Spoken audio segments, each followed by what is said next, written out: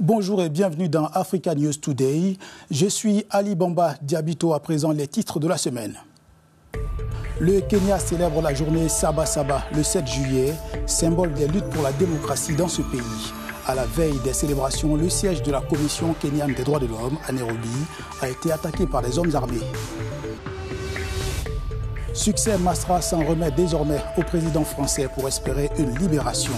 Le chef de l'opposition tchadienne est en détention préventive depuis 2 mois dans le cadre du massacre de 42 personnes.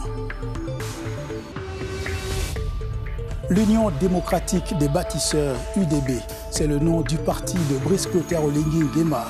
Le président du Gabon a créé sa propre chapelle politique et promet le bonheur.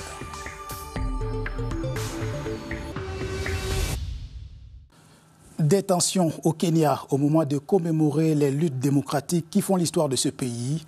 Cette année, le Saba Saba a lieu sur fond de révolte populaire en réaction à la mort d'un jeune influenceur alors que des foules réclament la démission du président William Ruto. Le siège de la Commission kenyane des droits de l'homme à Nairobi a été pris d'assaut par des hommes armés. Ce lundi 7 juillet, Nairobi célèbre la journée Saba Saba, journée symbolique des luttes pour la démocratie au Kenya. Cette année, le souvenir des manifestations historiques est marqué par la mort tragique d'Albert Ojwang, un jeune blogueur décédé en détention, victime de violences policières. Ces funérailles ont eu lieu samedi dernier, ravivant l'émotion et la colère dans le pays. Un important dispositif policier bloque l'accès au centre-ville avec des barrages installés au point stratégique du Nyayo Stadium, de Pangani, de l'hôpital Kenyatta et sur plusieurs axes majeurs entravant la circulation des résidents et travailleurs.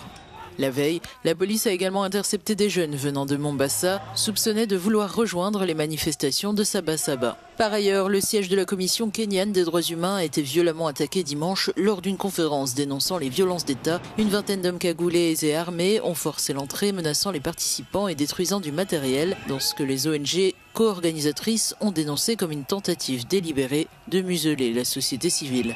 David Maraga, ancien président de la Cour suprême, accuse le gouvernement d'utiliser des milices armées contre les citoyens, avertissant que ces pratiques mettent en péril la stabilité du pays. Au Tchad, Succès Masra appelle le président Macron à la rescousse. L'opposant et ancien Premier ministre est en détention depuis le mois de mai. Il est accusé d'être l'instigateur du massacre de 42 personnes à Mandakao, dans le sud du pays. Le collectif des avocats du président du parti Les Transformateurs évoque une insuffisance de preuves dans le dossier de leurs clients. Le groupe d'avocats tchadiens et français de l'ancien Premier ministre Succès Masra a appelé à la médiation d'Emmanuel Macron pour libérer leurs clients. En détention préventive depuis près de 2 mois, Succès Masra est accusé d'avoir orchestré le massacre de 42 éleveurs à Madankwa le 14 mai dernier. Des poursuites qui, selon ses avocats, seraient parfaitement fabriquées, car ne s'appuyant que sur un enregistrement qui date de 2023 et qui n'aurait aucun lien de causalité. Une explication qui n'aurait pas convaincu la justice tchadienne, qui pour les défenseurs de Masra ne veulent pas entendre raison. Le prétexte pour eux de se tourner vers l'international en appelant à la réaction ferme de la France et plus précisément d'Emmanuel Macron pour sortir de cette situation de blocage. Depuis l'arrestation du chef politique, les militants de son parti, les transformateurs, multiplient les lettres de dénonciation et les manifestations à N'Djamena pour réclamer sa libération. Brice Clotaire Oligui Nguema veut unir, transformer et élever le Gabon. À travers sa toute nouvelle plateforme politique, le président gabonais a fondé l'UDB, Union démocratique des bâtisseurs. L'homme qui a mis fin aux 50 ans de règne de la dynastie Bongo veut prôner désormais inclusion, développement et bonheur. À Libreville, le président du Gabon, Brice Oligui Nguema, a fondé son parti politique, l'Union démocratique des bâtisseurs. Moins d'1 an après son coup d'État contre Ali Bongo, il structure ainsi sa majorité avec un mouvement. Le parti se donne pour mission de reconstruire le contrat social gabonais après plus d'un demi-siècle de règne de la famille Bongo. Sa devise, inclusivité, développement, félicité, une ligne présentée comme une rupture avec l'ancien système. Des milliers de partisans, anciens dignitaires et ministres en fonction étaient ainsi rassemblés samedi pour l'assemblée fondatrice. Oligui Nguema a promis un fonctionnement interne basé sur des primaires. Il rejette le modèle du parti unique et affirme vouloir éviter toute instrumentalisation électorale.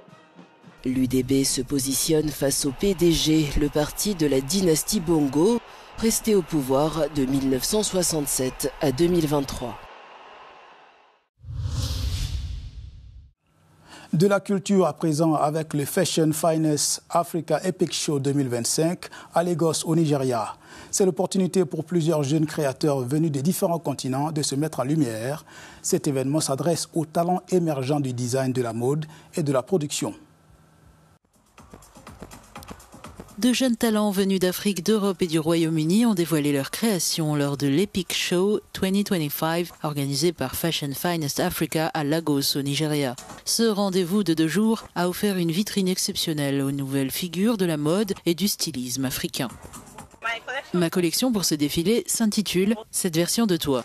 Elle célèbre la femme dans toute sa richesse et sa complexité. La femme est si plurielle, en constante évolution, à la fois forte et puissante, elle incarne plusieurs facettes simultanément. Certaines pièces de ma collection se distinguent par des structures robustes, tandis que d'autres révèlent une touche plus ludique. À travers mon travail, que je présente aujourd'hui pour la première fois à l'international, je souhaite refléter les différentes phases de la vie féminine. Le défilé a également mis en avant des collections signées par des marques émergentes, mêlant habilement les références culturelles à l'esthétique contemporaine.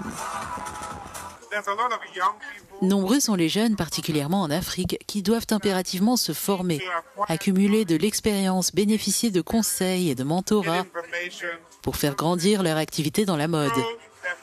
Or, les ressources et dispositifs d'accompagnement font cruellement défaut.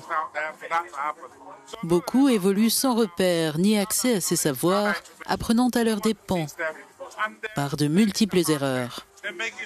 Notre mission est de réduire ces obstacles en leur transmettant le savoir, l'expérience et l'information nécessaires.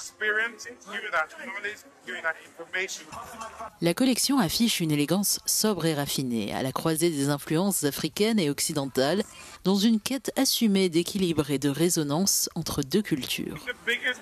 Ce qui me préoccupe le plus, c'est le manque de reconnaissance des pouvoirs publics africains, à l'exception notable de l'Afrique du Sud. Quant au rôle stratégique de la mode et de son écosystème, par exemple, au Royaume-Uni, le British Fashion Council bénéficie d'un financement annuel de 40 millions de livres sterling pour soutenir l'industrie. Au Nigeria, aucun soutien comparable n'est accordé. Depuis son lancement en 2017, Fashion Finest Africa ne cesse de renforcer son influence, valorisant la créativité africaine sur la scène mondiale. Et comme chaque semaine dans Africa News Today, voici l'agenda hebdomadaire avec quelques dates à retenir. Du 9 au 11 juillet, le président américain Donald Trump recevra 5 pays africains à l'occasion d'un sommet à Washington. Il s'agit du Sénégal, du Gabon, de la Guinée-Bissau, du Libéria et de la Mauritanie. Objectif, trouver des opportunités commerciales. La CAN féminine de football se poursuit au Maroc. Le Nigeria affronte ce 10 juillet le Botswana à l'occasion de la 2e journée. Les Super Eagles visent un 10e sacre continental à l'issue de cette compétition dont la finale est prévue pour le 26 juillet prochain. Du 9 au 13 juillet, Paris accueille la 50e session de l'Assemblée parlementaire de la francophonie, un espace politique d'échange sur les sujets d'intérêt commun aux 95 membres de l'APF venus des 5 continents avec le français en partage. Du 12 au 19 juillet, le Sénégal accueille le Summer Afro Vibe Festival SAF, un événement incontournable qui célèbre la diversité culturelle, artistique et sportive de l'Afrique. C'est la fin d'Africa News Today. À la semaine prochaine pour une nouvelle édition. D'ici là, restez sur Africa News et africanews.com.